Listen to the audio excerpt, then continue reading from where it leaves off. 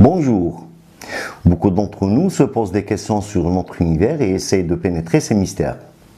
Et beaucoup aussi essayent de pénétrer la pensée qui est derrière cette merveilleuse chose qui nous a porté et qui nous a offert l'existence. Les croyants, entre parenthèses basiques, eux, ne tentent même pas l'exercice de la recherche. Ils ont la foi et ça leur suffit. Je considère que chacun est libre dans sa pensée, mais je pense aussi que la foi des uns et des autres est différente. Mais pourquoi? Tout simplement parce que celui qui fait des recherches arrive à mieux cerner l'intention du Créateur et de là à mieux respecter sa création. Sa foi sera renforcée par rapport à celui qui est né dans un milieu croyant et qui aura suivi aveuglément ses concitoyens. Car il sait qu'il y a un Dieu et pour lui ça s'arrête là. Et pour cette raison, il va croire qu'il est le centre de l'univers et qu'il est tout en haut de l'échelle de toute chose. Ce qui le pousse au nombrilisme toute sa vie. Son ego est tout autant immense, comme si le Créateur avait créé le cosmos uniquement pour le satisfaire.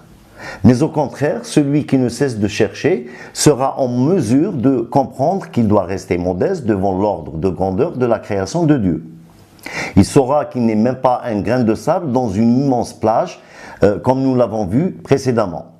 Mais sa dimension est si petite qu'elle ne vaut même pas celle d'un électron d'atome. Il saisira qu'il n'est pas le tout ou une petite partie du tout, mais tout simplement une minuscule chose qui tournoie dans ce gigantesque univers. Sans même un minimum de pouvoir sur les éléments qui l'entourent. Il est sans importance au sein du cosmos et l'existence de l'univers ne dépend pas de lui. De toute manière, même la Terre et le système solaire en entier ne comptent pas dans le cosmos. L'univers peut exister, fonctionner sans nous. Je vous donne un exemple tout simple. Si une étoile assez proche se transforme en supernova, toute l'humanité sera balayée en quelques jours, non pas par les effets de l'explosion en elle-même, mais juste par les rayonnements gamma qui vont arriver sur nous. Pourquoi je vous raconte tout ça? Car je pense que celui qui recherche la grandeur et la splendeur de l'univers et ses mystères sera plus humble et plus modeste devant le Créateur de toutes choses. Et là, je reviens à ce qu'avaient dit les savants que nous avons déjà cités qui, après des recherches pointues, se sont sentis très modestes devant leurs conclusions. Tel que ce qu'avait annoncé Werner von Braun en disant « Par-dessus tout, à Dieu revient l'honneur d'avoir créé le grand univers que l'homme avec sa science pénètre et étudie de jour en jour avec une profonde adoration. » Ou Justus Levi qui a dit « Celui qui s'efforce de lire les pensées de Dieu dans le grand livre de la nature peut seul connaître sa grandeur et la sagesse infinie de Dieu. » Ou encore André Marie-Ampère qui annonça « Que Dieu est grand et que notre savoir n'est rien. » Mais tout cela a une histoire et afin de vous parler de cette histoire, il nous faut revenir à ses débuts.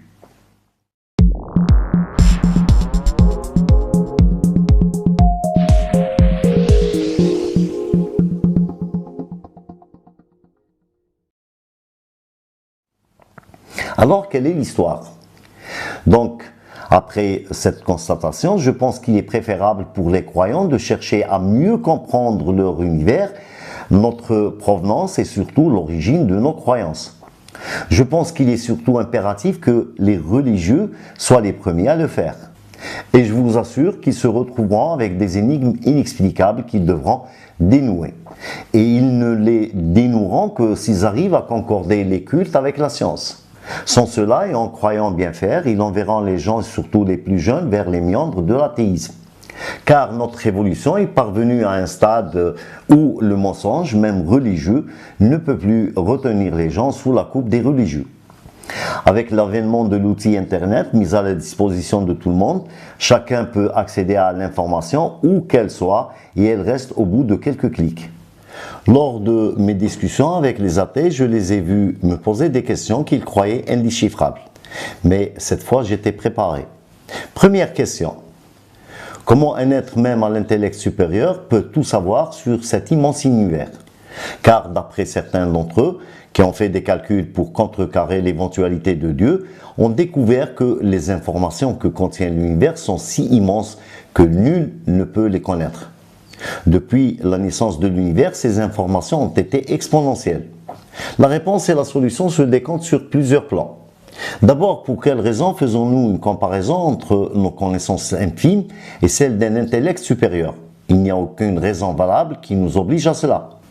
Car, comme nous l'avons évoqué récemment avec les citations des savants, dont André-Marie Ampère, il n'était pas le seul à dire que Dieu est grand et que notre savoir n'est rien. Prenons en exemple un étudiant d'une vingtaine d'années en physique, chimie, droit, littérature ou toute autre discipline. Pourrait-il se comparer à ses professeurs à la soixantaine ou plus? Aurait-il les mêmes connaissances que ses précurseurs? Pourrait-il se comparer à un certain Einstein, Gauss ou Hawking? Et dans ce constat, nous pouvons ajouter qu'aucun être humain ne peut se vanter de posséder tous les savoirs, même s'il est doté d'une incroyable intelligence.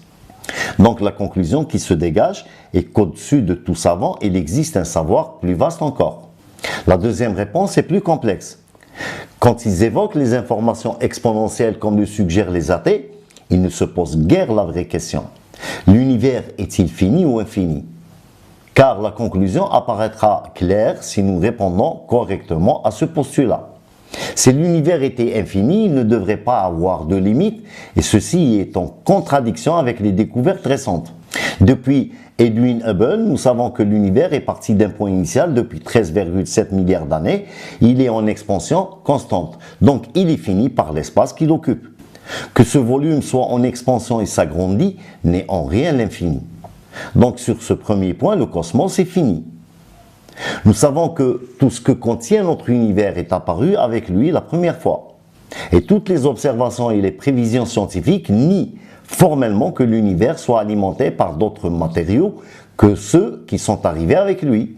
Ce qui nous oblige à dire que ces matériaux sont aussi finis. Quelle est alors la conclusion que nous pouvons en tirer?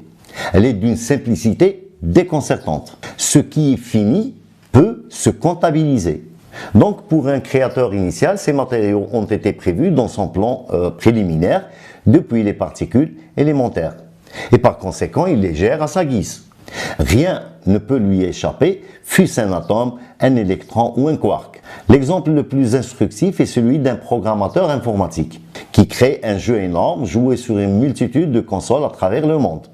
Il est obligé de concevoir un noyau de jeu qui doit être capable de gérer le jeu dans sa totalité, où il se trouve sur n'importe quelle unité, sinon ce sera le bug en finalité.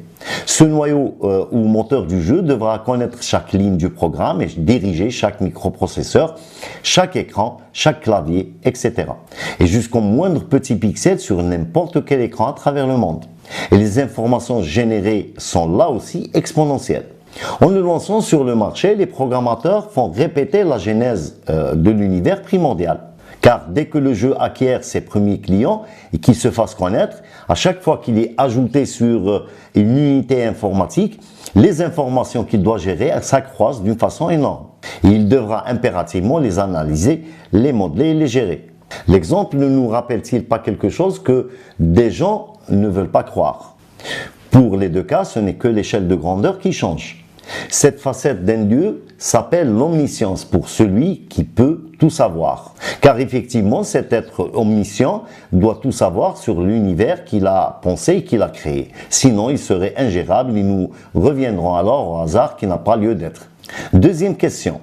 Comment Dieu peut être omniprésent, c'est-à-dire qu'il peut se trouver partout et en même temps?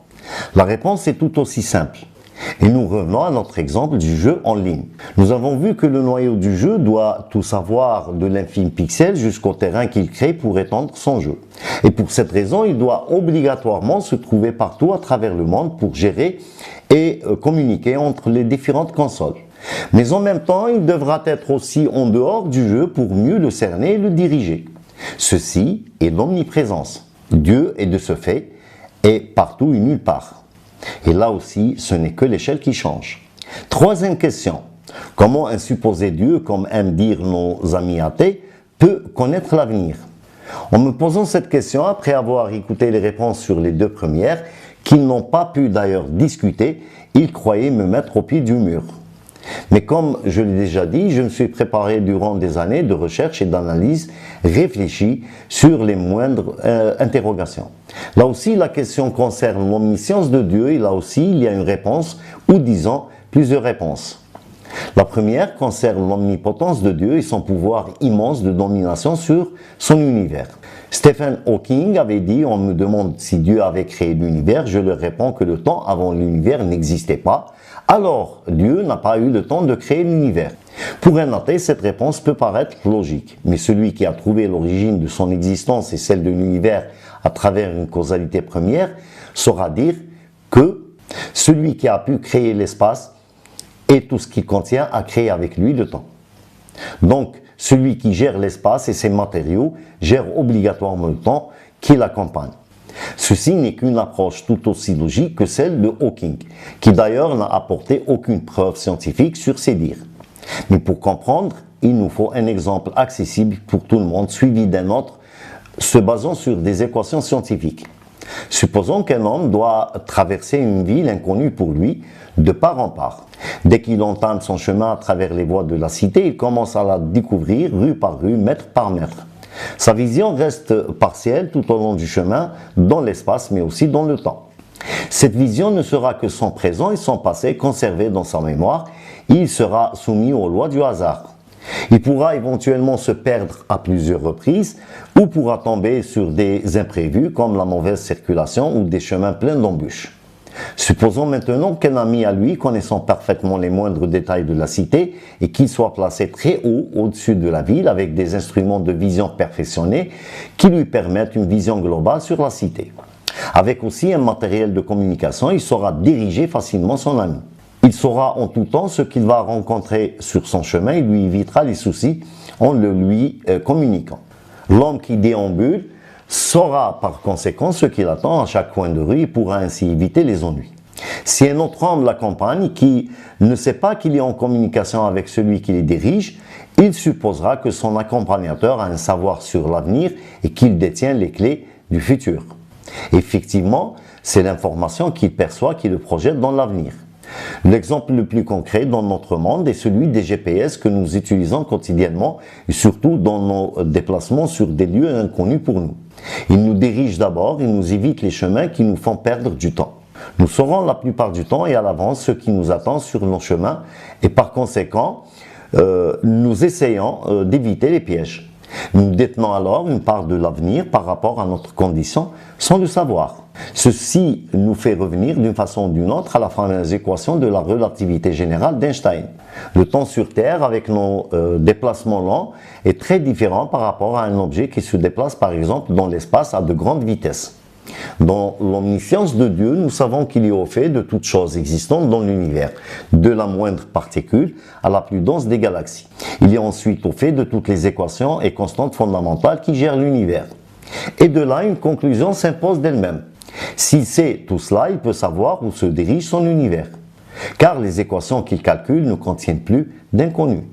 Même nos propres scientifiques savent ceci. Ils disent que s'ils peuvent comptabiliser toutes les choses contenues dans l'univers, ainsi que toutes les équations depuis la théorie quantique aux limites de la physique du macrocosme, ils seront en mesure de connaître l'univers dans son ensemble, y compris le temps. Ce qui nous amène à un postulat plus compliqué encore. Pouvons-nous connaître le destin? Et pour ça, revenons à la science et ce qu'elle propose comme modèle sur cette question du temps. Les équations d'Albert Einstein sont le modèle qui décrit le mieux notre univers au niveau des grandes choses qui s'y trouvent, y compris justement le temps. Et dans sa fameuse équation, le physicien prévoyait déjà en 1915 que le temps est relatif, c'est-à-dire qu'il n'est pas unifié et n'est pas identique partout. Ce fut d'ailleurs un choc pour la communauté scientifique de l'époque.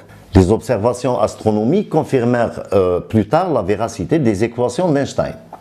D'ailleurs, la NASA et d'autres laboratoires de recherche lancèrent des projets expérimentaux afin d'affirmer cette théorie. C'est ainsi que des projets avec des horloges atomiques de très grande précision furent lancés dans l'espace, tels que Pharao pour projet d'horloge atomique par refroidissement d'atomes en orbite. D'autres projets suivirent, tels celui de la NASA appelé le Deep Space Clock, qui est d'une très grande précision, qui ne perd qu'une seconde en 400 millions d'années. Ces projets ont démontré sans ambiguïté que le temps sur Terre et celui de ces horloges naviguant à de très grandes vitesses ne sont pas identiques. D'ailleurs, l'équation d'Einstein prévoit que le temps s'accélère lorsque nous nous retrouvons près d'un objet dense tel qu'une étoile massive ou devant un trou noir, car le tissu spatio-temporel sera distordu et déformé. Ceci nous oblige à trouver un exemple qui soit compréhensible de tous. Les calculs mathématiques et physiques prédisent que pour deux hommes munis de montres, dont l'un reste en retrait et en observation, tel l'un de vous par exemple, le temps passera normalement. L'autre homme, soit un ami à vous qui, supposons-le, est plus intrépide pour vouloir plonger dans un trou noir. Celui qui reste sur Terre verra la montre de son ami tourner de plus en plus lentement. Une seconde prendra une minute, puis une heure, un mois et plus encore. Au moment où il atteindra l'horizon des événements tout près du trou noir, ce mouvement prendra un temps infini. Son image restera figée pour l'éternité. Pour celui près du trou noir, par contre, la situation sera inversée. Quand il lira l'heure sur sa montre en s'approchant du trou noir, il ne remarquera rien de spécial. Mais en regardant la vôtre, il sera surpris. Il verra tourner l'aiguille de plus en plus rapidement. Un tour sera accompli en une seconde, une milliseconde, une microseconde. Il apercevra bientôt la vie des étoiles se dérouler en une fraction de seconde, puis en atteignant finalement l'horizon des événements, il pourra observer tout l'avenir de l'univers. Nous remarquons qu'un simple homme qui, on le suppose capable d'affronter un monstre de trou noir, peut voir le temps se raccourcir jusqu'à voir très loin dans l'avenir, alors que dire de celui qui a créé ce même univers et qui est au-delà de sa création? Son œuvre sera malléable, il saura tout ce qui doit être su. Donc par conséquent, plusieurs postulats s'imposent. Si quelqu'un ou quelque chose peut connaître le passé, le présent et l'avenir, il connaîtra inévitablement le destin. Et cette destinée a toujours été un grand sujet de débat entre religions, savants et philosophes. Elle peut paraître une énigme indéchiffrable, mais si nous arrivons à comptabiliser toutes les choses qui existent, toutes les équations qui gèrent l'univers, nous pouvons connaître sa destinée, surtout à grande échelle. Sur une échelle plus restreinte, telle la vie d'un homme, cela peut paraître impossible. Mais là aussi, celui qui possède toutes les informations dans leur globalité peut aussi savoir à peu de choses près l'avenir de cet homme. De toute manière, le futur d'un homme ou même de toute l'humanité paraît très modeste par rapport à celui plus vaste de l'univers. Et nous l'avons dit précédemment, même si toute l'humanité disparaît, même avec son système solaire, cela n'aura guère de conséquences graves sur la totalité du cosmos. Il n'y aura même pas d'impact sur notre galaxie qui continuera à exister, à générer des étoiles et des planètes et la vie qui va avec. Et l'intention primaire de l'univers est de générer la vie. Ceci nous fait revenir au principe de médiocrité que j'ai déjà évoqué. Nous pouvons dire que nous ne sommes pas le centre de toute chose. Nous ne sommes qu'une infime partie. Quelqu'un m'a posé une question qui m'a paru très pertinente. D'ailleurs, je n'ai pas pu répondre que quelques mois plus tard. Il m'a dit pourquoi Dieu a créé l'univers. Après mûre réflexion, je crois humblement avoir trouvé au moins une partie de la réponse. J'ai appelé mon ami et je lui ai dit « Te souviens-tu de la question ?»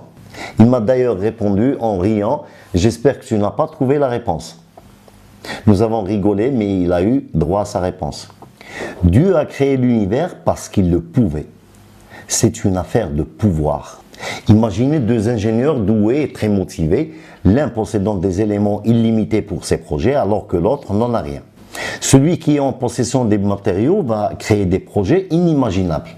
L'autre par contre ne sera pas en mesure d'exécuter ses rêves. Alors tout est affaire de pouvoir. Dieu a ce pouvoir immense, il l'utilise pour créer tout ce qu'il veut.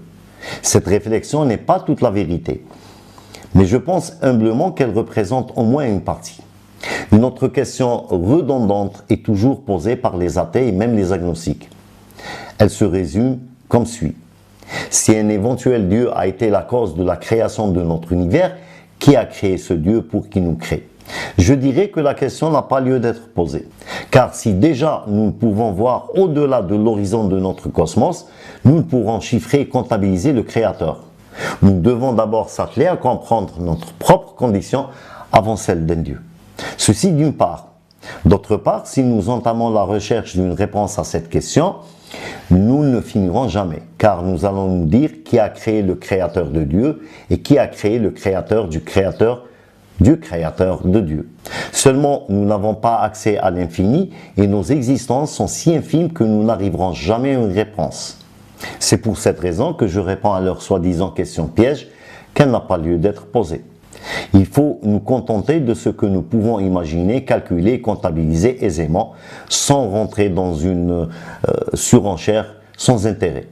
Si ce sujet et cette recherche de cette question existentielle essentielle vous intéressent, n'oubliez pas de vous abonner et de cliquer sur les notifications pour vous informer des prochains épisodes.